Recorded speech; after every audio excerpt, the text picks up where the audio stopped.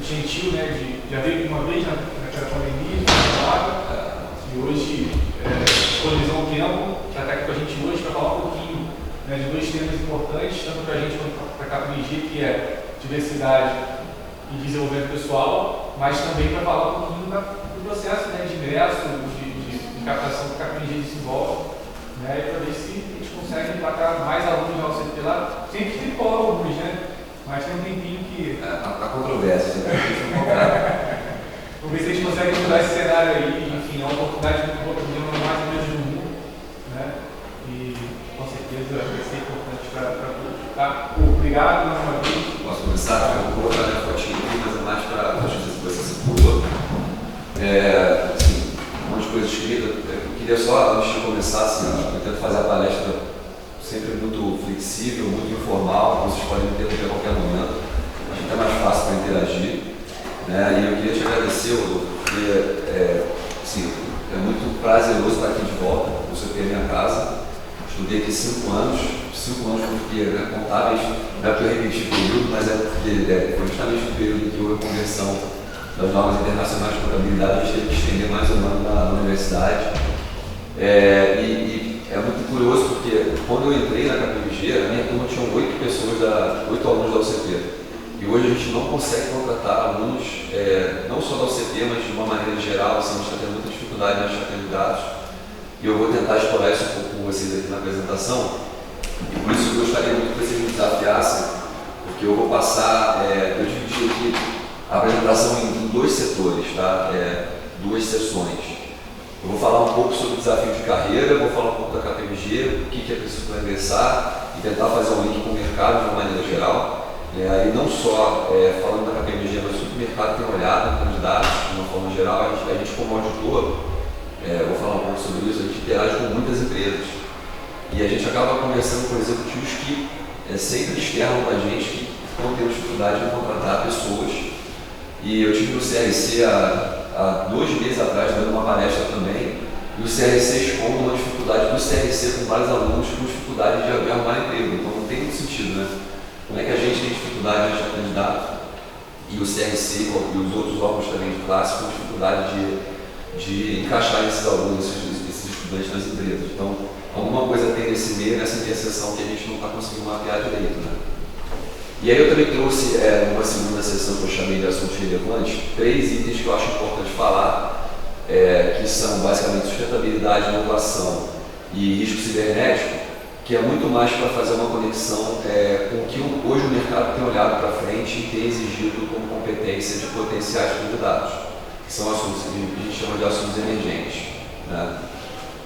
Por favor, não vou mais me interromper, tá, pessoal? Bom, sobre a KPMG, eu sempre faço aqui, eu vou só olhando assim, no celular aqui, você fala algumas coisas e eu para ter certeza que eu não esqueci de falar do que eu preparei para vocês, mas sobre a KPMG, de uma maneira geral, o Rodolfo falou, né, a gente é uma empresa mundial, né, a gente está em 144 países, são mais de 236 mil profissionais, né? Então, aqui é muito interessante porque eu entrei na KPMG em 2007, eu me formei aqui no CPI em 2008, né? E era outro tipo de mercado, outro tipo de conexão, outro tipo de empresa naquela época, né? A gente não tinha esse tamanho naquela época, mas esse mapa aqui é muito mais para ilustrar que o processo de globalização que a gente passou nos últimos anos, o que eu tenho hoje lá, em termos de trabalho, de desafio, é completamente diferente do que eu tinha há 16 anos atrás. Eu completei 16 anos em setembro lá, quando eu entrei, né? Então, eu vou passar um pouco assim, mas o que eu quero dizer, né? Quando eu entrei lá atrás, a gente era muito focado na empresa, eu trabalhava no escritório do Rio de Janeiro, eu morava em Petrópolis ainda, pegava ônibus todos os dias, no Castelo, ia para lá, fazia meu trabalho e voltava, né? Hoje, a gente faz tudo remotamente. A gente estava conversando aqui, né, a possibilidade que a gente tem de trabalhar remoto. Vou falar um pouco mais para frente sobre o desafio de gerenciar isso.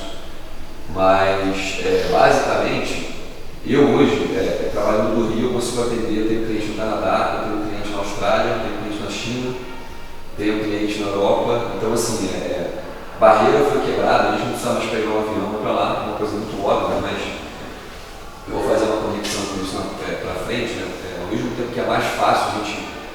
conectar com as pessoas, a exigência é muito maior também. Então, à medida em que você tem a oportunidade de trabalhar com alguém que mora fora ou que está em outro país, você também tem que ter outras competências para conseguir dar conta daquilo que é exigido, né, profissionalmente falando. E outra coisa que a gente falava aqui, né, eu tive a oportunidade também de morar 2 anos no Canadá pela KPMG, trabalhando lá, que é justamente um programa de intercâmbio que a gente tem em certo nível da sua carreira, que é para te trazer maturidade profissional e pessoal também. Então, a ideia é que a experiência te prepare ainda mais como um profissional, para você voltar e conseguir criar conexões mundo afora e também melhorar como profissional para potencializar a tua atuação no mercado. Eu estou puxando essa dica para a KPMG, mas as outras empresas de auditoria também têm programas parecidos. E esse processo de experiência internacional, cada vez mais tem ficado muito comum no mercado. Tá?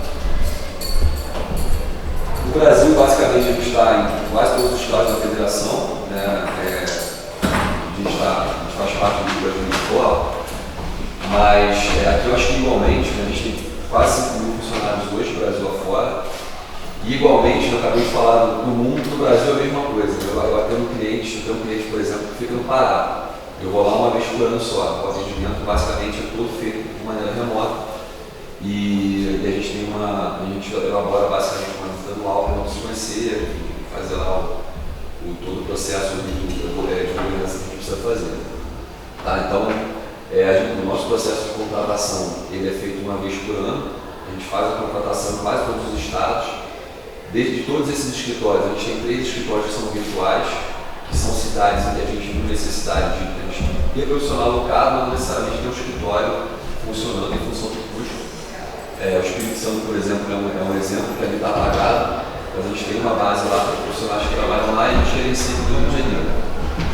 Então o processo de contratação ele acontece uma vez por ano, a gente contrata igual quase uma turma de faculdade. A gente tem lá 40 vagas, você trabalha também na nossa necessidade. A gente faz um processo seletivo bastante extenso, né, avaliando as competências de cada profissional. E a gente traz esses 40, 50 profissionais como se fosse uma turma, literalmente. E essa turma é treinada para fazer carreira ao longo de X anos dentro do que a gente entende de mercado. E aí eu vou falar um pouco mais para frente também, mas a ideia é que aí não só um processo nosso, mas geral, a auditoria como um todo, né, é absorver um profissional literalmente cru, o cara que está na faculdade estudando, eventualmente não tem oportunidade, ou tentou, bateu na trave, seja qual for a oportunidade, a gente pega esse cara e a gente treina esse cara. O maior exemplo que eu dou, quando eu estudava aqui no CP, né, eu tinha pavor de falar na frente, subir aqui e falaram uma desgraça para mim. E eu fui treinado ao longo da carreira para, depois que eu entrei, para de fato ter condição de representar a empresa.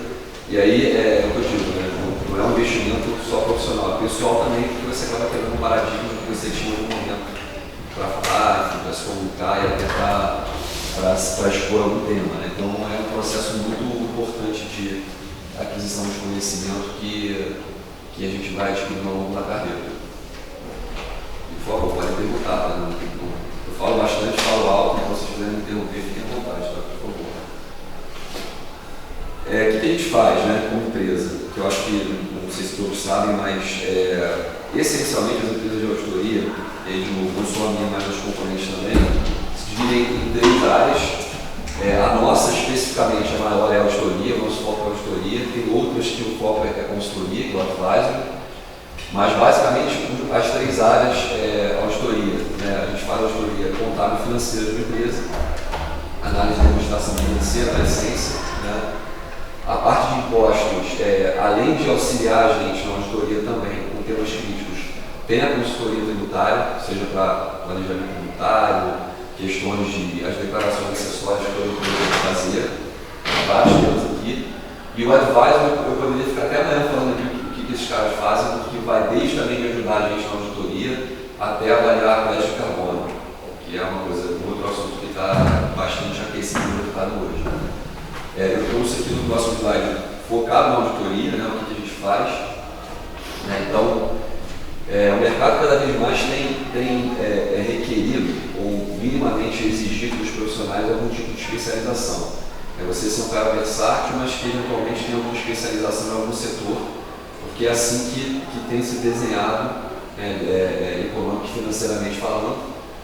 Então lá a gente tenta fazer uma divisão aqui dentro desses 4 pilares, né? Indústrias, basicamente a área que eu atuo, que são indústrias em geral, varejo, mineração, óleo e gás. Eu atuo muito na área de energia elétrica, então os clientes que eu audito hoje são 90% do setor de energia.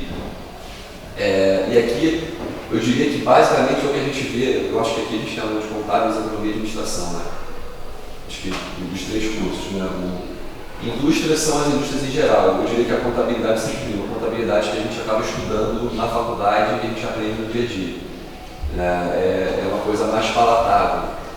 Serviços financeiros é onde o Tadeu, né, que você conhece, trabalha, que é focado em auditoria de banco, seguradora, fundo de investimento, banco de investimento. Então tem um outro tipo de contabilidade e um outro tipo de gestão também. A visão setor financeiro de seguros é completamente diferente de uma visão econômica de uma indústria que vende calçado, por exemplo. Então a gente tem aqui, eu diria que capacidades e habilidades requeridas diferentes, né, nesses 2 segmentos. Uma terceira área nossa é o IT Audit. Aqui, até 5 anos atrás, esses caras eram considerados como especialistas também dentro daquele grupo de consultoria que eu apresentei no episódio anterior. Hoje, com a evolução tecnológica, a gente trouxe esses especialistas para dentro do nosso trabalho, que basicamente tem questões muito específicas de tecnologia que eu, como contador, não consigo avaliar. Né? Então, um sistema que eventualmente lá foi implementado na empresa, a gente chama esse especialista para ele ajudar a gente no processo de entendimento de como isso aconteceu, se tem algum risco que possa impactar a gestão e o processo de contabilização das transações. Em instrumento financeiro, né, aqui, muito dos economistas também, a gente tem especialistas em instrumento financeiro, porque tem instrumento financeiro que, eu até brinco assim, às vezes são incompreensíveis, né? São de alta complexidade, e a gente tem pessoas que ficam estudando esses instrumentos financeiros o tempo inteiro, porque isso impacta muito na gestão, né, e também na contabilização. A interpretação da transação é fundamental para a gente chegar à conclusão de como isso tem que ser contabilizado, qual o impacto financeiro que isso vai gerar para a empresa. Né? Então a gente divide dentro desses 4 pilares. Alguém tem alguma pergunta? Beleza. Aí pessoal, eu trouxe aqui, tomei a liberdade de separar alguns temas que, como eu antecipei no início da palestra, né, são desafios de construção de uma carreira que a gente tem debatido muito, não só internamente, mas também com clientes e com grandes organizações do mercado. E aí eu acho que transcende até a questão de ser uma empresa de auditoria e sim vale para a contabilidade, administração e economia também, né? Mas basicamente acho que o primeiro item que eu separei aqui, eu até tentei falar aqui no vídeo de forma embaraçada, é dedicação e vontade de aprender e entendimento da responsabilidade, né? Por que isso? A gente hoje, eu mencionei aqui também que o nosso foco, né, quando a gente contrata, é pegar um profissional geralmente mais cru um pouco e trabalhar esse cara para que ele faça carreira com a gente. Né? Ele vai ser treinado, vai ser capacitado. Vou falar um pouco mais também no próximo item. Mas eu hoje tenho o privilégio, estava falando com o Rodolfo, de ser um coordenador do processo de contratação nosso. E a gente recebe muito candidato que o mínimo requerido que é o cara ter dedicação e a vontade de entrar na empresa, ele não demonstra no processo seletivo. Mas como é que vocês percebem isso? O desinteresse, a gente está lá, está no processo de contratação, numa turma, hipoteticamente igual de vocês aqui, a gente está querendo contratar o cara e o cara está mexendo no telefone. Processo seletivo isso, não é numa palestra, numa aula. Então, como é que vai para o processo seletivo, o cara está ali, e a gente fala, você só precisa ter dedicação, chega lá, tem interesse, e muitos candidatos não apresentam isso. Né? E a vontade de aprender eu falo porque é justamente aliar a toda essa cadeia de treinamento, de preparo que a gente quer oferecer para o candidato. E de novo, estou aqui falando da KPMG, mas eu diria que 90% das empresas grandes hoje, Shell, Petrobras, Eletrobras, todas têm, KPMG também, tem universidade corporativa, todas têm universidade corporativa. Eu vou sair da UCP, vou parar de estudar, você não vai parar de estudar. As universidades corporativas são fundamentais hoje na formação dos profissionais. Então, se alguém aqui for trabalhar na Shell, provavelmente a Shell vai te colocar em alguma capacitação que vai ser necessária para você atuar numa área lá dentro. Então, essa vontade de aprender, ela tem que ser incessante. Eu arrasto um pouco aqui para a parte acadêmica, porque, enfim, estudei aqui, eu gosto bastante de falar e de estar aqui na frente falando, mas ter essa curiosidade de continuar aprendendo é fundamental. Né? Até porque, uma outra coisa que eu vou ter um pouco mais para frente, mas as coisas mudam muito rápido. Então, o que vocês estão aprendendo aqui, daqui a 5 anos vai ser diferente. Eu me formei aqui em 2008, falando de contabilidade, tinham, sei lá, acho que 17 CPCs aprovados, hoje são 46. Então todos os outros a gente tem que aprender fora da faculdade. É muito importante ter esse senso. E entendimento de responsabilidade, que foi outra coisa que a gente falava aqui, né, Rodolfo? A gente vive um dilema hoje, conflito geracional. Né? Eu não sei a média de idade de vocês, mas os candidatos que a gente contrata hoje, eles tendem a ter uma idade muito nova. Eu tenho essa cara de velho, eu tenho 37 anos só e tenho sócio na empresa que tem 55 anos. E aí conciliar a expectativa de um cara de 55 anos com alguém que tem 20, 21, 25, com acesso à tecnologia, completamente ávido por coisas novas, é muito difícil. Então tem que ter certa habilidade, tem que entender a responsabilidade que um cara mais velho que você vai te dar alguma dica ou algum input que vai ser valioso. Né? Não é tudo que o cara fala tem que ser descartado porque ele é velho. Eu no meio do caminho fico ali tentando conciliar. Né? O cara que é mais novo, eu estou descartando essas. A geração mais nova tende a querer ganhar muito dinheiro rápido sem ter responsabilidade. E isso não vai acontecer em nenhuma grande organização.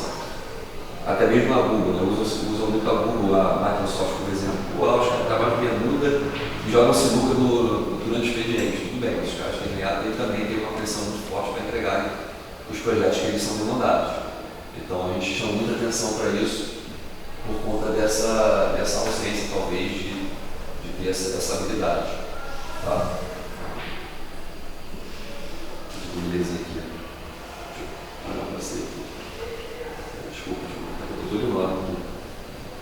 Investir tempo na questão de conhecimento e construção da carreira, isso confunde um pouco com o que eu acabei de falar, mas aqui hoje, uma coisa que a gente tem notado bastante é que, aí sim eu vou tentar exemplificar usando o caso da KPMG. Né? No tempo médio, quando a gente contrata um candidato até ele virar gerente, ele vai levar de 6 a 8 anos, dependendo do quão hábil ele for e do quão hábil ele vai estar para se desenvolver e construir a carreira. 6 a 8 anos, a gente contrata às vezes não, na maioria das vezes, estudantes que estão ali se não me engano, a partir do 4º período ou do 3º período, mas enfim, 3º, 4º período, que não falam inglês, naturalmente não tem o CRC, o registro. E o cara tem 8 anos para conseguir se formar, aprender inglês, tirar os registros necessários e tem gente que não consegue. A KPMG está na faculdade, eu estudei aqui, eu entrei na KPMG, eu estava no 6º período. O 6º, 7º e 8º eu não paguei, porque eu tinha um benefício para estudar, naturalmente, um incentivo. O inglês eu não paguei. E as pessoas não pagam e elas não criam a consciência de que aquilo é um benefício importantíssimo. Muitas pessoas não têm acesso a isso no dia a dia, a gente oferece. Em 8 anos, os candidatos, os profissionais não conseguem se preparar a ponto de chegar lá na frente e estarem prontos para uma eventual promoção. Acontece? Acontece todos os anos. Esse ano mesmo a gente deixou de promover 4 profissionais porque não conseguiram tirar as certificações necessárias e não era falta de tempo. E a gente tem um esquema que é legal, e aí, de novo, arrastando sardinha, né? O cara, quando entra na KPMG, ele já de cara ele recebe a gente chama de performance manager, né? Que é quase como uma sombra que ele tem durante toda a carreira, e esse performance manager é responsável por organizar, dar conselho e guiar a carreira desse novo profissional. Eu mesmo, depois de velho, lá, 16 anos, eu tenho um performance manager que até hoje, quando eu tenho alguma dúvida, eu chego nessa pessoa e falo, olha, o que você acha melhor? Qual caminho você acha que faz mais sentido para o que eu estou desenhando de carreira? Então é mais uma ferramenta para explorar. Eu acho que as empresas têm investido nessa questão de relacionamento entre pessoas, cada vez mais, especialmente depois da pandemia, e isso nem sempre é bem aproveitado. Né? Então, o que eu chamaria a atenção aqui, além da universidade, que eu acho importantíssima, é a língua estrangeira, que voltando aos lados que eu falei, o processo de globalização, hoje o cara não investe em língua estrangeira, tende a não conseguir um emprego que paga bem. Tão claro quanto isso. Né? E, eventualmente, quem estiver tentando de construir, eu sei que o acesso nem sempre é tão fácil, né? Construir bom, destacado, mas eu diria que, se tivesse chamar a atenção hoje, né, a gente fala, é uma opinião pessoal minha, não na KPMG. Eu me formei aqui e fiz 2 pós-graduações, né, logo na sequência. Se eu tivesse hoje, eu me formaria, faria inglês primeiro, depois faria uma pós-graduação. Não tenho dúvida que eu faria isso. Que salva para mim antes. O processo é muito acelerado e as empresas de fora têm contratado pessoas para trabalhar aqui no Brasil, atendendo empregos lá fora. Então é bem importante ter essa consciência o quanto antes. Né? Se vocês querem perguntar alguma coisa, porque várias caras assim de dúvida. Não? Bom, seguindo. O terceiro, né, é capacitação contínua, que é o grupo é hard skills, né? Mas aqui não só a questão de continuar estudando, que eu mencionei, mas a gente também tem notado que os candidatos poucas vezes fazem um investimento pessoal para continuar ganhando conhecimento. Então, o que é investimento pessoal? Né? O hard skills, se vocês derem um Google aí, vocês vão ver que vai casar com essa questão de você fazer curso, continuar fazendo uma pós-graduação, estudar inglês, etc. Mas passa muito também pelo você ter a consciência de que em algum momento você vai ter que se sacrificar para conseguir alguma coisa. Então, sei lá, eu ontem estava aprovando uma hora extra de 8 minutos. O cara trabalhou 8 minutos aí no tempo. Por lei, você tem que aprovar. Mas claramente uma pessoa que aprova, que pede uma aprovação de 8 minutos de hora extra, não está pensando que também pode ser um investimento pessoal para ele na criação de um relacionamento, eventualmente investindo tempo, estudando algum assunto. Então a gente tem visto cada vez mais que o acesso à informação ele come um pouco disso, desse interesse em você se dedicar um pouco mais para fazer uma tarefa sem que necessariamente você tenha uma contrapartida, seja ela qual for. Né? Então, estar preparado com a questão dos hard skills é bastante importante. Tá? O quarto tema, habilidade de gestão. Por que eu botei isso daqui? Né?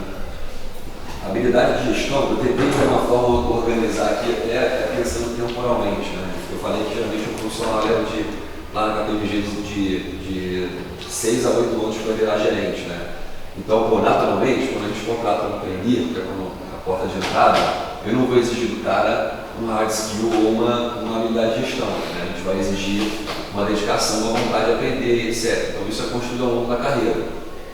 Então, já próximo de virar gerente, eu diria até um pouco antes, a habilidade de gestão hoje, né, aqui eu até estou pensando muito no contador, né, de novo, sei que tem economistas e administradores aqui, mas o contador sempre foi uma profissão muito subavaliada do ponto de vista de capacidade. Ele sempre foi visto como um cara que ele vai fazer os lançamentos contábeis, uma empresa vai subcontratá-lo e ele vai lá, vai fazer a contabilidade, devolve, acabou bem, beleza. Não é muito verdade. Né? Quando eu penso numa empresa, seja você tendo o seu escritório de contabilidade, ou a sua empresa, o seu negócio, você vai ter que contratar pessoas e gerir essas pessoas é muito difícil. Muito difícil. Acabei de falar de conflito geracional, a gente tem questões comportamentais que são importantes, gestão financeira é importantíssima. Então, de novo, né, como auditor lá da KPMG, eu chego no cliente, faço uma avaliação contábil financeira, faço meu trabalho, levanto alguns erros, o cara corrige, tecnicamente, beleza. Mas se eu chegar no meu chefe lá e entregar um prejuízo no meu projeto, não faz sentido, porque eu estou pagando para trabalhar. Então a habilidade de gestão é muito importante também. Gestão financeira ter noção do que está sendo feito, né? E gestão, a gestão de pessoas, a gestão de relacionamento mais amplo, não só a gente gerir quem a gente trabalha, mas em vários momentos na carreira a gente tem que ter conversa bem difícil com a contraparte. Seja para mandar a pessoa embora, seja para ter uma discussão mais rígida com o cliente seu, uma diferença de posicionamento. Então esse tipo de habilidade é muito importante. Né? Você estava citando o exemplo do cara de TI, né? O cara é tecnicamente brilhante, mas ele não gosta de se relacionar com outras pessoas. O cara vai para o teto, ele vai bater no teto no momento que ele não consegue subir. Né? estou indo rápido, gente, tá de boa. O quinto item, né? Conhecimento do negócio. Eu não posso dizer que eu conheço muito do contador também. Aí vocês me desculpem se eu estou trazendo um pouco a sardinha. Mas qualquer coisa, qualquer atividade que vocês forem trabalhar eventualmente ou já trabalhem, vocês precisam conhecer o negócio que vocês estão atuando. Então, vou dar um exemplo meu da KPMG e vou dar um exemplo fora da KPMG. Eu acabei de falar que eu atuo muito no setor de energia elétrica. Né? Então, eu construí isso ao longo do tempo. Né? Naturalmente, eu comecei fazendo um cliente, aí você vai se interessando, vai estudando o segmento e hoje eu me considero um especialista na área. Mas eu conheço o segmento como funciona, desde a hora que você liga o botão aqui, que liga a luz, até, na verdade, o inverso, né? Desde a geração até a hora que a luz chega aqui na tomada. Você tem que conhecer. Por que isso? A interpretação do negócio ela impacta diretamente na forma como eu contabilizo as coisas. Né? Então, às vezes, o que você lê, trazendo de novo para a sardinha contábil, né? A forma como a gente lê na norma não necessariamente é a forma que a gente entende que o negócio funciona. Tem um conceito de essência sobre a forma. Né? Então, às vezes, você tem uma forma que está definida na lei, na norma, mas a essência do negócio ela é diferente. Vou dar um exemplo clássico aqui que muitas empresas fazem isso no mercado, história de economista também. Cada vez mais as empresas têm captado, feito transações. Uma empresa de energia, por exemplo, uma empresa de energia, ao invés dela ir num banco pedir um financiamento para construir uma usina, para construir uma torre de transmissão, ela vai no banco e oferece ações de uma subsidiária nesse banco, para esse banco injetar um dinheiro nela e o banco vai receber a remuneração por dividendo que essa empresa de baixo, que essa subsidiária vai gerar quando ela operar. Beleza, o cara está sendo um acionista da empresa, né? Isso não é um financiamento. Na forma não é um financiamento, mas na essência é. E isso impacta completamente o fluxo financeiro do negócio e completamente a contabilização. O que isso implica se o cara contabilizar errado? A CRM pode inviabilizar a transação, pode multar as duas partes envolvidas no negócio. Então, entender o negócio é muito importante. O exemplo que eu disse que eu daria fora da KPMG, eu vejo muito comprador. Tem muito comprador de empresa que, às vezes, a gente está debatendo algumas coisas com eles, assunto técnico, o cara não conhece o próprio negócio. O comprador que trabalha, sei lá, na GSL. Eu trabalho na GSL também, eu trabalhei no lá. Então, não conhece o negócio. O que você faz? Você identifica tudo de avião, não de avião. Você tem que saber como é que funciona para saber como é que isso impacta no teu dia a dia, no teu processo. Né? Então, conhecer o negócio é muito importante. Comportamento, que aí é soft skills, passa muito pelo que a gente, por exemplo, do menino do TI. Né? Eu vou falar um pouco de diversidade, que eu acho que está no próximo, se não me engano. Deixa eu botar aqui, eu vou botar todos aqui, eu acabei não botando aqui, mas a gente vive uma era, eu diria, que a gente está dando muito valor à diversidade, a gente tem que dar. Né? O Wellington dele, né, que estava aqui, né? O Wellington até falou, eu vi muitas coisas da KPMG, referência em diversidade, etc. Isso é muito importante, né? A gente tem tentado cada vez mais ser inclusivo, e aí inclusive não só em questões de gênero, raça, enfim, religião, mas um âmbito muito maior do que isso, cultural, social, a gente dá oportunidade para quem precisa, treinar as pessoas, nem todo mundo tem acesso à informação. A gente fala de trabalhar de casa, trabalhar de casa é bom pra caramba, mas nem todo mundo tem estrutura para trabalhar de casa, uma cadeira decente, uma internet decente. Então, tudo tem que ser avaliado. Só que o comportamento, que é a contraparte que se espera, também espera que o candidato ou o profissional ele leve isso em consideração. Então, aqui eu vou tentar traduzir isso, mas lá na KPMG, o nosso sistema de trabalho é 3 dias presenciais com 2 de casa, 2 de home office. Dia de home office, tem vezes que a gente procura o cara que está em casa, a gente não acha o cara. A gente já pegou o cara na praia, o cara está jogando bola de tarde. E assim, isso é uma questão de responsabilidade. Né? Quando você cria um círculo de confiança, esse círculo de confiança é quebrado, isso só tende a prejudicar o candidato. Né? Então, ter noção de responsabilidade, comportamento, mapear o que você entende que é fraco. Né? Eu dei meu exemplo aqui, péssimo em apresentação. Vamos trabalhar isso. Se expor, você procurar situações em que você sai da sua zona de conforto e consiga falar publicamente, você se prepare para aquele momento. Eu puxei também no criar rede de relacionamento, porque eu acho que uma coisa leva a outra, né?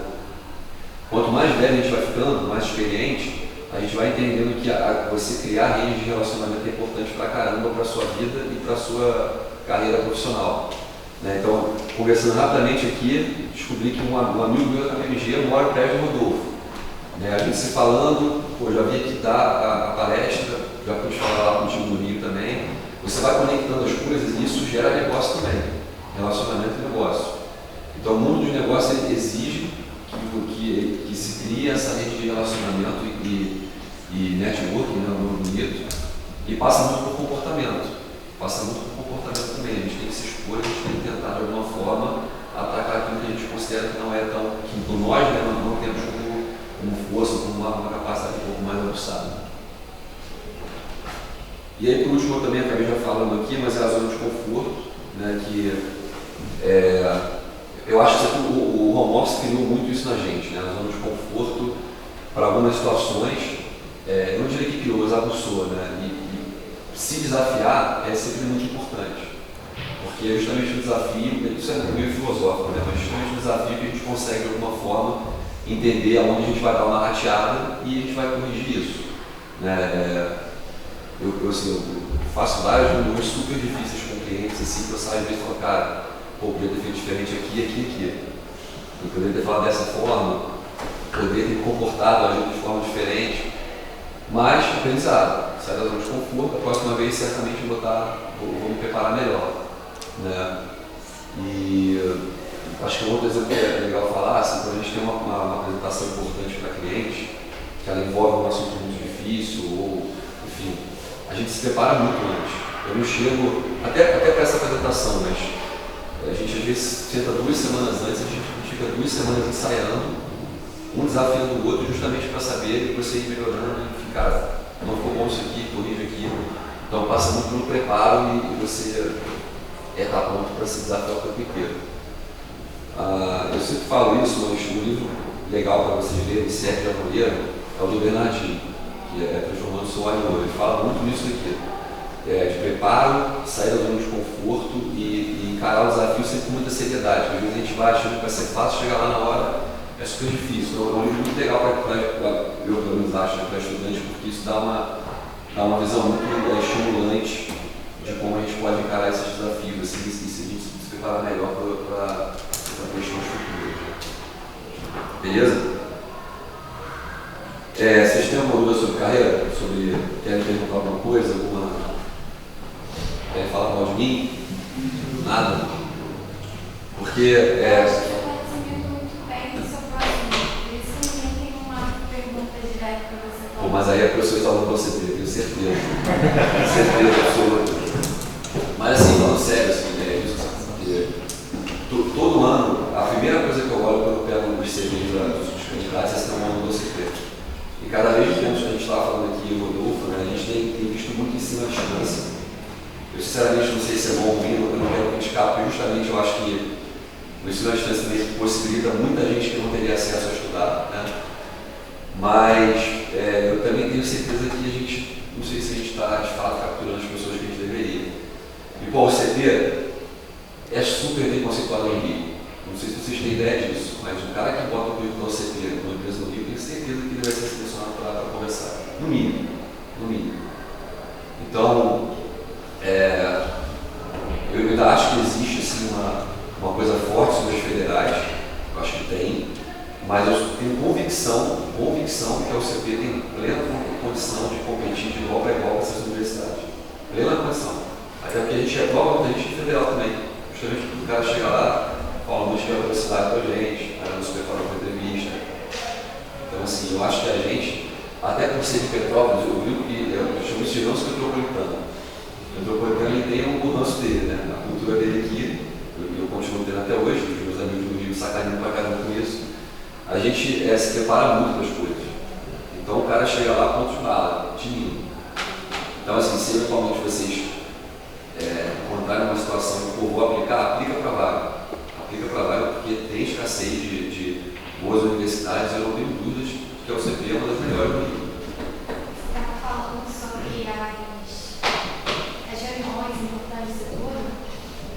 ponto que, assim, eu posso comentar besteira, mas que eu acho que tem uma ligação, é sobre a capacitação. O que acontece? Se você se prepara, você também está preparado ali para responder qualquer pergunta que venha, qualquer bomba que venha no seu colo, você já está preparado para resolver o problema antes que se torne muito fatal. E sabe como é que é o seu nome? Gabriel. O Gabriel, sabe o que é interessante? Assim, por que eu falei muito de preparo aqui? Né? De novo, eu acho que é uma construção. Né? Eu estou na KPMG há 16 anos, então eu acho muito mais fácil falar do que o cara que está há 2 anos. Mas eu, com 37 anos, eu sempre estou discutindo com pessoas de 60 anos que têm 40 anos de experiência. Então, assim, se eu não me preparar, eu vou ser engolido por esse cara. Eu vou ser engolido por esse cara. Dá uma sensação horrível.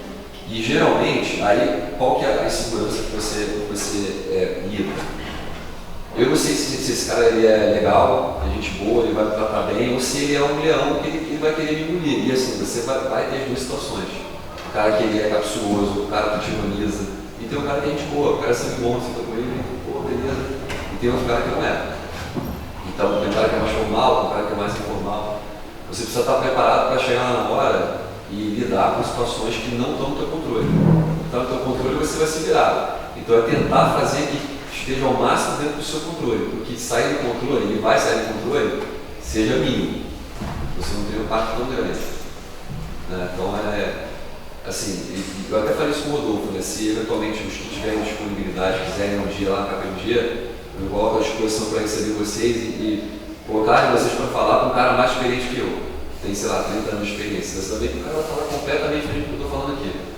Se eu pegar um sócio mais experiente, talvez seja uma coisa mais sóbria, uma coisa mais formal. E, assim, depende. O que é muito bom também. Eu acho que para qualquer área é bom você ter um conhecimento. Assim, eu trabalho com romótica e exatamente o que você está falando. Tem cliente que ele é super gente boa, mas tem cliente que vai te conquistar de tudo. Às vezes até do teu nome. E você tem que estar preparado para isso. Porque às vezes são esses clientes que levam outros para a empresa também. Porque ele chega a caramba, ela realmente está capacitada para fazer isso. Então, isso passa pelo networking. A gente vende muito trabalho com indicação de outros clientes. Você vai lá, faz um trabalho legal, treinou o trabalho, tecnicamente. Também pode queimar completamente. Hoje eu tive uma experiência com você. Eu estava numa empresa gigante de energia. Cara, a diretora financeira me odeia. Se puder botar um Judas ali aqui na frente, não pode. Mas assim, é o que eu estou falando. A conversa difícil ela é necessária. Porque eu não trouxe aqui, até da outra vez que eu fiz a palestra, eu trouxe os nossos valores, toda o stack de carreira da KPMG, porque a ideia era falar muito mais amplamente para vocês sobre carreira, não sobre a KPMG. Mas um dos nossos valores é fazer o que é certo. Então, para fazer o que é certo, eu vou ter que me dispor contigo, eu vou me dispor contigo. E aí, de novo, eu sou treinado para isso. A gente pode ficar aqui sendo na porrada até amanhã, não vou ficar, cara. Só que isso vem com o tempo. E aí passa por vontade de aprender, você se capacitar, você se mexer pessoalmente. A gente que às vezes não. E de ver, uma coisa que é importante que talvez eu tenha falado, é que cada um tem o seu timing também. De repente o Gabriel vai ascender mais rápido do que uma outra pessoa. E tá beleza. Por isso que eu falei que o nosso prazo lá vai de 6 a 8 anos. 6, 7, 8, a gente vai 9. E tá tudo bem, não tem problema. É melhor você virar um executivo que se sinta preparado do que você criar uma farsa para você mesmo e você que vai ser prejudicado. Vou dar um outro exemplo aqui. Falei do inglês, a gente pega o currículo lá, o cara é inglês fluente. Cara, a quantidade de gente que bota inglês é inacreditável. E assim, de novo, se joga contra o candidato, porque se ele bota aqui inglês fluente, a primeira coisa que o entrevistador vai falar, vai fazer, é desafiar o cara em inglês. Então assim, eu até escrevi isso aqui, eu acabei pulando, estava vendo aqui. A primeira coisa que a gente fala na dinâmica lá, quando a gente vai contratar os profissionais, sejam vocês mesmos. Não crie um personagem aqui que você enfim, acha conhecer, porque no dia a dia a gente vai ver você trabalhando. E aí é muito pior você ter que chamar a atenção, eventualmente até demitir a pessoa, porque você contratar já sabendo que a pessoa tem uma característica que a gente consegue trabalhar. Então, assim, cada vez mais, quando a gente fala de diversidade, de inclusão, a gente quer pessoas que sejam elas mesmas. Beleza? Bom, o assunto de relevante de mercado que eu trouxe aqui. Eu acho que eu trouxe esses 3, que são assuntos que estão muito aquecidos reconhecidos. Eu acho que qualquer empresa hoje grande, ou não diria grande, parece meio injusto, mas que pensa no futuro de curto prazo, estão debatendo esses assuntos aqui. Tá? Sustentabilidade, que é o nosso digníssimo ESG, que eu acho que você já deve ter ouvido falar. Né? Processos de inclusão, não inclusão, mas de debate do mercado sustentável, todas as empresas estão fazendo. A PMG, inclusive, tem um plano, enfim, descarbonizar até 2030. A maior parte das empresas estão tentando descarbonizar até 2030 e qualquer pauta de um executivo importante, o cara vai debater isso aqui. Eu trouxe aqui todos 6 exemplos, só para tentar ilustrar para vocês, mas crédito de carbono, ninguém sabe o que é crédito de carbono? Alguém se arrisca? Alguém quer dar uma abertura aí? Crédito de carbono, para vocês terem uma ideia, as empresas já estão, eu tenho um cliente que faz isso. O cara implanta ativo biológico, o próprio nome já diz, ele planta, ele está líquido, sei lá, mata nativa, e o carbono que aquela planta emite, ele vende para uma empresa que emite poluentes. Então, por exemplo, uma empresa que é uma empresa térmica a carvão, uma empresa extremamente poluente, ela não tem condição de ser sustentável, ela compra esse crédito de carbono dessa empresa que planta ativo biológico para poder deixar a matriz dela mais verde. Super confuso, né? Por isso que eu falei que tem que crescer esse negócio quando a gente está falando de contabilização e utilização, mas o mercado de ESG ele é super complexo e ele tem muitas coisas subjetivas que estão sob debate e a gente está aprendendo em conjunto. Né? Então, Green Bonds e Covenants, por exemplo, tem banco que hoje só empresta dinheiro se as empresas garantirem que elas estão investindo em algum projeto que tem investimento em algum projeto de sustentabilidade ou em um projeto verde, coisas do gênero. Ou seja, você vai no Banco Santander e te empresta dinheiro desde que você comprove anualmente que você investiu tantos milhões por ano no projeto verde. Caso contrário, ele não te empresta dinheiro. Né? Plano de descarbonização que eu comentei aqui passa muito pelo mercado de óleo e gás e mineração, que são mercados bem poluentes. A maior parte das empresas tem tentado, de alguma forma, criar planos de médio e longo prazo para se descarbonizar. Isso passa pelo aquecimento global, derretimento de geleira, enfim, muita preocupação de como vai estar o meio ambiente lá na frente. Só que eu botei desafio geopolítico de propósito. Quem que quer dar alguém quer chutar isso aqui? Desafio geopolítico? O que isso basicamente representa? Vou tentar traduzir para vocês, né? Até 2022, eu diria que 95% do planeta estava debatendo uma descarbonização na matriz, né, de geração de energia, de óleo e gás, etc., livre de carbono até 2030.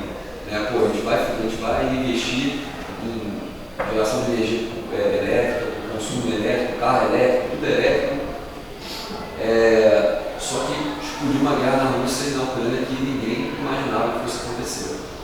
Então a Europa, por exemplo, que estava bem à frente no processo, até em função da geografia de estar muito próximo uns dos outros, tiveram que religar todas as usinas a carvão que são extremamente poluentes. Ou liga a usina, ou a população morre de frio. Então, assim, isso foi interessante porque o mercado estava super otimista em descarbonizar, em trazer novos conceitos, novos modelos, teve que regredir na paciente e falar, opa, não é bem assim. Né? Nem sempre eu vou ter a condição de acelerar, porque eu acho que eu vou acelerar. E hoje, os planos que vieram em 2025, 2030, já estão sendo postergados para 2050, são mais factíveis, né? Até uma implementação de matriz limpa para isso que é um nível mundial, tá, gente? E relatório de sustentabilidade, que é difícil de falar. Alguém chuta o que é isso? Quem quer de contabilidade aí? Quer de contabilidade? Vem do teu nome. Diego, já analisou o balanço por completo? Já viu o relatório desse lado? Não. Então, eu vou linkar isso com o próximo slide. Relatório de sustentabilidade, ele é divulgado normalmente pelas empresas. Eu diria que, basicamente, as empresas de capital aberto, elas preparam esse relatório que contém justamente todas as iniciativas que são feitas no âmbito de descarbonização, âmbito social, se construíram casas para uma comunidade, se realmente investiram em projetos comunitários. O ESG basicamente significa Environmental, Social and Governance, né? Meio ambiente, social e governança. Esse relatório ele traz o resumo de tudo que foi feito pela essa empresa para aplicar investimento, em outras palavras, na construção de um mundo melhor, mais sustentável e com um cunho social muito maior. Por que eu te perguntei isso? Tu sabe o que é o FRS, né, Diogo? Decepcionou. Sabe o que é o FRS? O FRS, que os que não são de contabilidade, são normas internacionais de contabilidade, já lançaram duas normas de contabilidade para sustentabilidade, voltadas para questões sustentáveis. Eles têm um draft, né, uma minuta dessas normas tramitando, elas estão basicamente sendo refinadas. Aqui tem um monte de coisa escrita, mas o que basicamente isso aqui vai implicar? A partir de 2024, as empresas vão ter que incorporar nas demonstrações financeiras os indicadores de sustentáveis e de ESG de uma maneira geral. O que isso quer dizer? Eu, como contador, fico um pouco desesperado de falar isso, não quero te assustar. Mas a gente vai ter que auditar o quanto de carbono uma empresa emitiu por ano ou deixou de emitir. Quanto de investimento ela colocou para construir uma escola e quantas vagas escolares ela criou. Isso está dentro da demonstração financeira. Então, voltando ao slide de carreira lá atrás, isso aqui eu vou ter que aprender junto com vocês. Eu não sei fazer isso hoje. Então, de novo, investimento contínuo, construção contínua de carreira, porque os assuntos hoje são o que a gente estuda hoje, amanhã pode ser que não seja a mesma coisa. E norma contábil, principalmente, é uma coisa que sofre mutação o tempo inteiro. O CPC vai ter CPC que não é 3, né? Que é a revisão 3. Lançou revisou uma vez, 2 vezes, 3 vezes. Então são assuntos muito importantes, cada vez mais estão na pauta das empresas, tá? Posso te perguntar? Claro. Esse relatório, você acha que o mercado especifica isso? Alguns sim, você diz em que sentido? Precificação do É. valor, o cara vai esse valor. As empresas, quanto mais sustentável for a sua empresa, e você conseguir comprovar isso naturalmente, mais capacidade de investimento você vai atrair. Porque você está convergindo para uma governança para práticas que internacionalmente são melhores aceitas. Então, enfim, aí o cara vai te financiar melhor, o teu investidor vai te cobrar isso. Eu passo de algumas vezes que o pessoal do comitê de auditoria pergunta esses indicadores para o contador, para o administrador.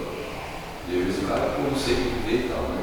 Eu acho que processo de aprendizado, mas eu diria que em 2, 3 anos isso vai estar completamente implementado. Tem uma precificação direta, né?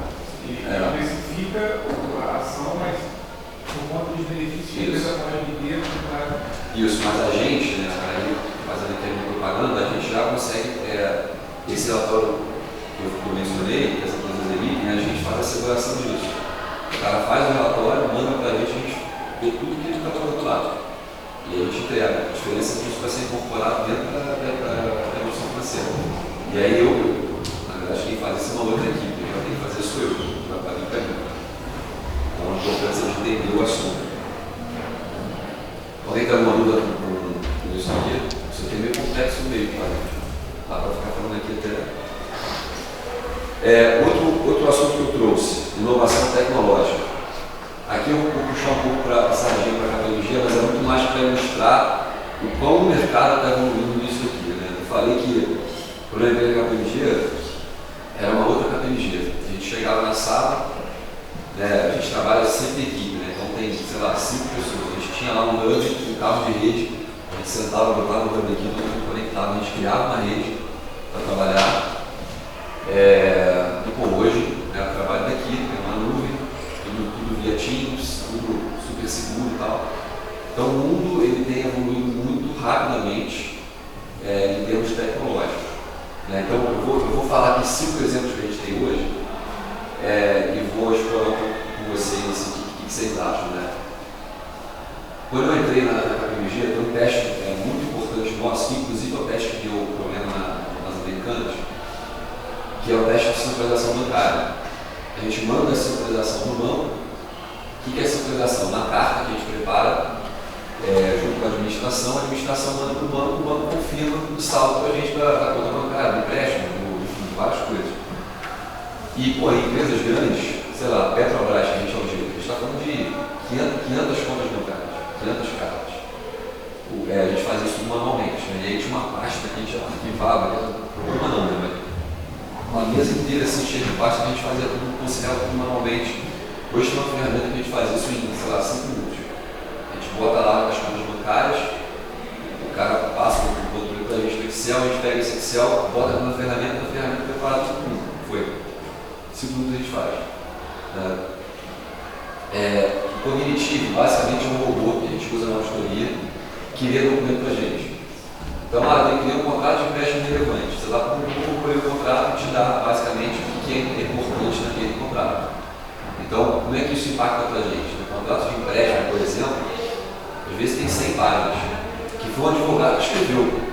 E o advogado escrevendo, a gente não entende nada do que ele escreve. Né?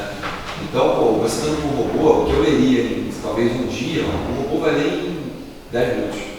E ele dá um resumo para a gente que vai ter, sei lá, 10 páginas, e eu já consigo trabalhar isso rapidamente e endereçar os assuntos dentro da auditoria. Né? O KCFC, que é a nossa plataforma de gestão, isso aqui é muito importante porque, aí de novo, né, fazendo referência quando eu comecei, a gente fazia tudo por pendrive. Pendrive aqui, pegava, preciso dar consideração bancária. O cara tinha uma consideração de pendrive, você voltava, às vezes não funcionava, e-mail tinha limitação de código, não funcionava. Hoje a gente tem uma plataforma que a gente consegue, tudo é feito por lá, se eu preciso de uma informação, o cliente coloca lá, eu vou lá e pego. Então eu sei o horário que ele botou, quando ele botou, se ele botou o que eu preciso, e ao mesmo tempo eu tenho um resumo de como está o projeto. Então o cliente ele consegue entrar lá e ver se eu estou atrasado, se ele está atrasado. Quem tem que acelerar o que eu não preciso estar ligando para ele para justificar o nosso trabalho. Do ponto de vista de gestão, que eu estava falando para vocês, que é importante ter gestão de pessoas, de projeto financeiro, isso aqui é fundamental. Porque eu sei se eu preciso botar mais 2 pessoas para me ajudarem, 3 pessoas, se eu preciso tirar a gente porque eles demais fazendo coisa que eu não deveria fazer. Fundamental ter esse tipo de ajuda. O Crono é um dos meus favoritos, porque o Crono é uma ferramenta, mas ele tem 300 e poucos tickets dentro dessa ferramenta. Como é que isso aqui ajuda a gente? Teste a receita, por exemplo. Quando eu vou avaliar a receita de uma empresa, eu peço a composição da receita para o contador lá e manda, não sei, 1 milhão de linhas no Excel. E aí eu tenho que pegar esse 1 milhão de linhas, eu tenho que botar numa outra ferramenta, isso até talvez 3 anos atrás. Eu botava na ferramenta, a ferramenta fazia uma amostragem estatística para mim. Eu pegava os documentos, pedia os documentos para o cara mandava a nota fiscal, comprovante de liquidação. Isso que eu estou falando aqui em 30 segundos levava uma semana e meia.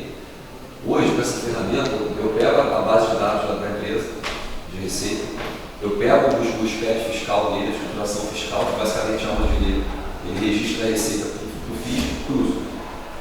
Então, não tem divergência, está batendo, é só pegar 1, 2, 3 notas e verificar se aquela base é legal. Eu não preciso mais, enfim, gastar uma semana, eu faço aqui em 10 minutos, 15 minutos. Eu dependo só do cliente me passar um arquivo que seja bem elaborado para fazer a leitura. Né? A parte de continuar de vocês ou vocês compram algo de algum serviço? Isso aqui não, nosso. A gente investe muito dinheiro por ano em inovação. Muito dinheiro por ano em inovação. E é meio que se retroalimenta, porque a gente, hoje, né, a gente notou que se a gente não investir, e aí de novo, né, a gente falando da auditoria, né, se a gente não investir em inovação, você fica para trás. As pessoas hoje não têm mais tempo. Né? Eu chegar para um contador hoje e falar, pô, cara, eu vou tirar um pouco do contador, diretor financeiro do emprego. Falar, pô, eu preciso. O que está pendente para você emitir o relatório? Pô, estão faltando 100 notas aqui de notas fiscais que eu te pedi e você não me mandou. O cara hoje não tem mais tolerância para isso. A gente precisa debater coisas que são importantes. Se o cara está eventualmente escondendo alguma coisa ali, se a gente de fato testou o que tinha que ser testado. Então, a ideia é cada vez mais a gente tirar o foco de discussões marginais e a gente focar em tudo que é relevante dentro do contexto do negócio da empresa. Né? E eu acho que isso aí vale também para outros negócios. Agora sim, fazendo uma expansão para outros negócios. Porque todas as empresas têm investido muito em tecnologia para cada vez mais capacitar o funcionário e reduzir trabalho manual. Cada vez mais assim. E aí, por último, para a PMG Claro, que é a nossa ferramenta de auditoria. A ferramenta que a gente trabalha, eu entrei era uma ferramenta, a gente migrou para outra ferramenta em 2011 e em 2019 a gente migrou para essa nova, que basicamente é onde eu arquivo tudo que eu faço. Eu tenho que arquivar, porque a CVM me pede, a SEC me pede, os órgãos de fora pedem, e é uma coisa muito integrada. Então, se hoje eu vou testar a tua empresa, eu preciso, enfim, você não pode ajudar, eu vou olhar a área de empréstimo, exemplificando, eu boto lá na ferramenta que você tem, ela vai me dizer o que eu preciso olhar. Ela vai dizer, olha tal coisa, tal coisa, tal coisa. Sai, o meu julgamento pessoal, ele cada vez mais está sendo automatizado nesse aspecto, para diminuir a margem de erro, né? E aí aqui, né, esse slide basicamente ele tem 4 palavras: efetividade, abrangência, consistência e precisão. O que é isso? Né?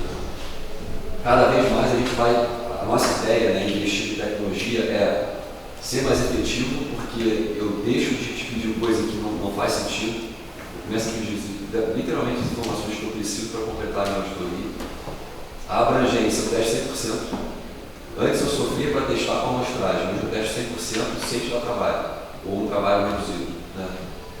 Consistência, porque ele é aplicável em todos os trabalhos, o peso que eu uso para o Rodolfo é o mesmo que eu uso para o Diego na tua empresa. Então, não importa se tu fatura 100 mil e você 10 milhões, eu vou usar a mesma coisa para testar.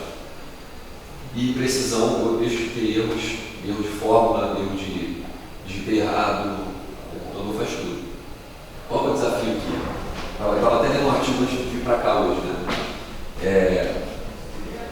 Os especialistas de inovação e inteligência artificial, eles estão estimando que alguns investimentos que o mercado tem feito, em todos os segmentos,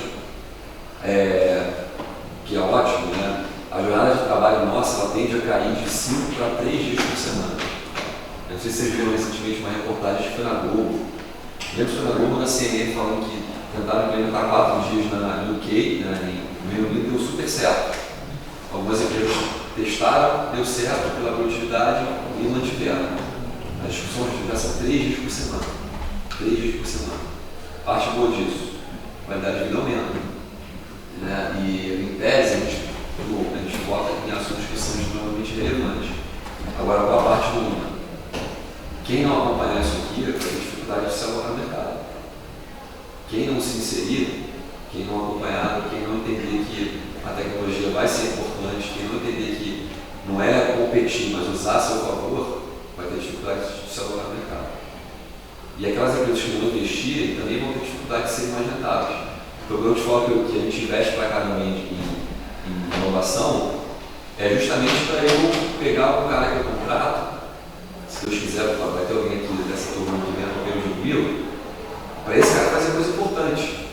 Deixar de olhar a coisa muito operacional e esse cara vai fazer coisa importante, a gente capacitar esse cara para ser um executivo capacitado e não fazer coisa operacional. E eu acho que todas as empresas estão, de alguma forma, olhando para isso. Minimamente, acho que tem investimento destinado. Beleza? Alguma pergunta? Você acha que vai ter o desaparecimento assim, do operacional com a inteligência artificial? Eu não acho que vai desaparecer, mas ele... eu acho que depende do segmento. Né? Assim, você pega uma montadora de carro, por exemplo. A montadora de carro já tem um operacional que é muito automatizado. Né? Os robôs montam a carroceria do carro. Agora, tem operacional que precisa de uma supervisão, precisa de repente tem trazendo para a contabilidade, estimativa é um negócio difícil, que tem que ter operação. Como é que você vai tirar um componente de julgamento humano e botar um computador para definir isso? Não dá para fazer. Mas eu diria que coisas muito básicas, você processar uma planilha vai ser problema fazer, não tenho dúvida. Até uma recomendação, eu trabalhando isso no LinkedIn outro dia, eu concordo muito. É tipo você botar no currículo que você tem pacote Office avançado, cara. Não adianta nada isso tudo. Assim, você vê que tem que ter. Se você souber mexer em Excel hoje, que é uma ferramenta super útil, pô, tá enrolado. Arrumar um emprego, processar muito dado, a gente está discutindo Power BI já. Python, outras coisas, né? O cara tem Excel é o básico lá. Né? Então, assim, acho que muita coisa vai mudar, né? Ele está antenado, né? E aí, acho que ligado a isso aqui, eu trouxe um último assunto, para terminar, que é sobre risco cibernético. Risco cibernético, enfim, acho que pela nossa, a gente vê todo mundo com o celular, todo mundo na mão, mexe, você consegue acessar tudo, consegue jogar, consegue pagar uma conta. Só que a gente, em algum momento, a gente não deu conta que isso também abriria espaço para hacker, para fraude, para um monte de coisa. E acredite se quiser, tem muitas empresas sofrendo com risco cibernético. Muitas empresas. E aonde que as empresas sangram com isso aqui? Proteção de dado confidencial. Então, por exemplo, no banco, né? Estou falando muito de banco aqui, mas quando vocês abrem uma conta no banco, você dá o seu CPF, você dá o endereço, o telefone. Eventualmente, se o banco vaza esses dados, seja por qual for o motivo, isso é um problema gigantesco. Aí falando de marca, né? Credibilidade, perda de receita, processo judicial, a tua marca cai, o investidor deixa de investir em você porque você não sabe proteger o dado do teu cliente. Muitas empresas estão tendo dados sequestrados por criminosos virtuais. E é mais comum do que parece. A gente às vezes vê na televisão, tem as empresas que estão cada vez mais investindo muito dinheiro na proteção disso daqui. É meio que a gente está aqui falando muita coisa de investir dinheiro para ser tecnológico, para ser eficiente, mas todo o movimento ele traz também uma parte ruim, um lado ruim que tem que ser controlado e gera custo. Então a ideia aqui é muito tentar economizar, ser eficiente, investir em tecnologia, mas você acaba tendo um custo um pouco maior também para se proteger de eventuais ameaças virtuais. E aqui tem muita coisa, vai desde. Tem alguns treinamentos específicos, se vocês olharem na internet, tem isso. Phishing, malware, são os nomes bonitos que deram, né? E é desde o cara te mandar um e-mail com um link lá, tudo direitinho, rodou tal, mas o link do e-mail está errado. Você clica com você querer, o cara já está na tua máquina. E o WhatsApp, né? Que aí, enfim, o inicial é o limite, tem vários golpes acontecendo. Uma vez de um amigo, ele estava sequestrado, e isso foi no outubro do ano passado, tem um ano. E até hoje está tendo dificuldade por conta dos processos judiciais, porque à medida que toda é sequestrado, você não pode fingir que nada aconteceu. A primeira coisa que você tem que fazer é o seu cliente falar, olha, tem um problema aqui, e à medida que ele fez isso, o processo judicial, você tem que se proteger, tem que investir na correção.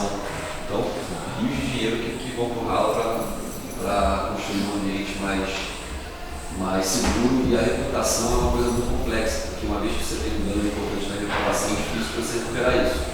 E ela tem. Eu ia falar que a sustentabilidade demora muito para construir. Isso vai para a carreira também. Então aqui é muito mais assim uma visão geral, porque são assuntos, se eu tivesse, né, eu trouxe aqui de propósito, se eu tivesse sentado numa entrevista para fazer um emprego com uma empresa grande, eu tentaria incluir algum desses 3 itens no meu discurso de análise econômica, ou de análise de mercado, ou até mesmo, estou antenado nisso daqui, eu estudo isso daqui, entendo que isso aqui é um assunto muito importante de mercado.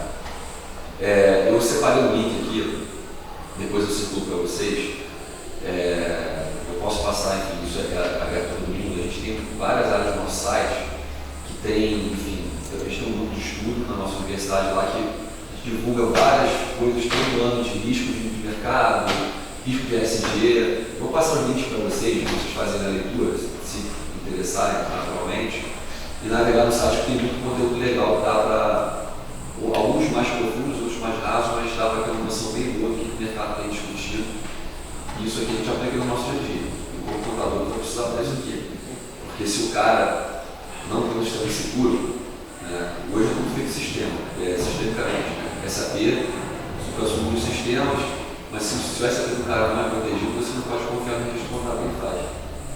E a gente tem, lembra lá atrás que eu falei do especialista de TI, né, nesse slide aqui, o especialista de TI, ele olha isso.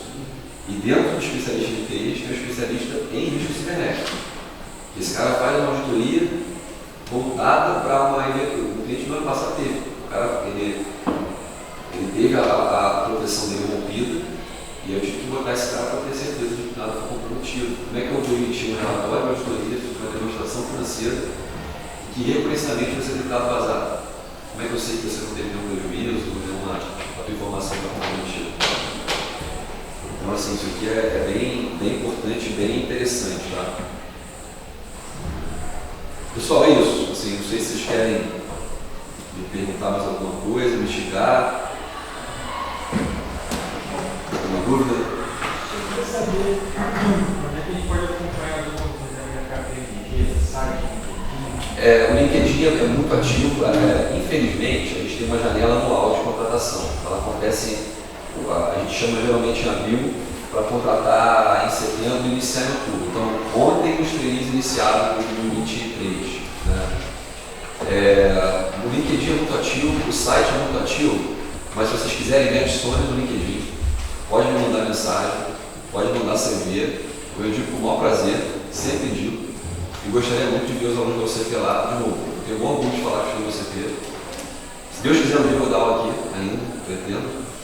Mas eu sinto falta não só da UCP, mas a gente precisa também fazer com que Petrópolis esteja no mercado, esteja sempre se aparecendo, porque é importante para a gente, como cidade e como universidade. Eu queria te agradecer mais uma vez por me dar o espaço. E quem quiser me mandar mensagem, estiver com dúvida, eu demoro a responder porque eu sou uma hora de trabalho.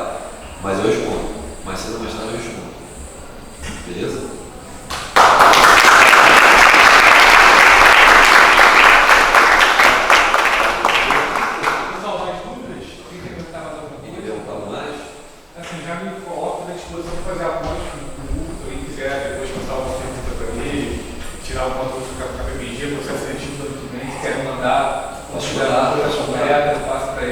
A gente pode até combinar também, talvez mais perto, a gente vir aqui antes também, quando tiver a próxima vez de abrir as inscrições, que acho que fica mais vivo na memória, né? A gente pode ver aqui de novo sem problema também.